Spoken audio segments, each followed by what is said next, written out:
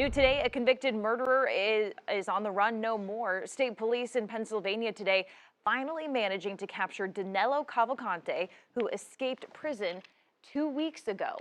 Police say that thermal technology helped them pinpoint his location via a heat signature, and tactical teams went in around 8 o'clock this morning to bring him in.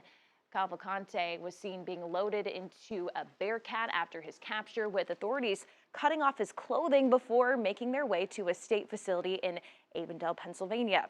The search escalated to a fever pitch Monday night after Cavalcante broke into a private residence and stole a .22 caliber rifle. He was ultimately captured near that home in some woods.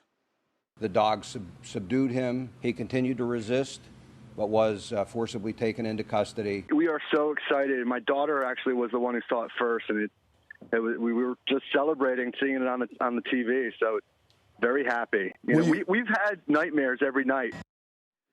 The 2-week manhunt included local, state, and federal authorities. Cavalcante initially escaped from the Chester County Prison 2 weeks ago today by crab walking up a wall and then diving through razor wire.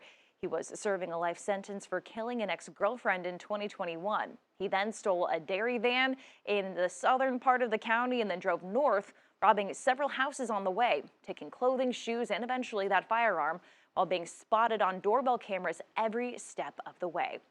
So let's go ahead and bring in Queen City News Chief Legal Analyst Khalif Rhodes. So Khalif, there are hundreds of prison escapes every year. What does the immediate response look like when someone locally gets out? The last one I can think about is Caldwell County earlier this year. I mean, everybody kind of stops law enforcement. You got local folks that are right there, that sheriff's department, their local town police are there. But then you got folks from across the state and across the country coming in to help. I mean, we live in a different type of environment now where everything is being caught on ring cam and dash cam. And so it's really hard to run and be gone for that long. I mean, the other big one I could think about is Alabama. The whole world was watching that. You know, he had the actual detention officer help him escape in that case, but everyone was tracking their every move and trying to see if they spotted them out of the state, in the state. And so it's all hands on deck because you want to make sure that person that should be in there is back in there. And with social media, it's so hard to imagine that someone could be on the run for so long. So when something like this happens, someone escapes prison, they get caught again, do they immediately get a life sentence, or is there a range here that people look at? Well, first of all, you got to catch them, and that's one interesting thing I saw. North Carolina has 33 folks that have escaped over the years and still have never been caught. Some of them folks escaped back in the 70s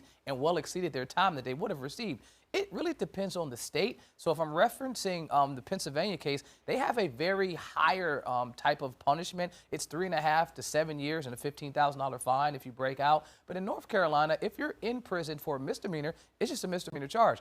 If you're in there for a felony, then it's a felony. It's only a class H. And so our statute kind of works with, if it's H and you have no criminal history, 6 months.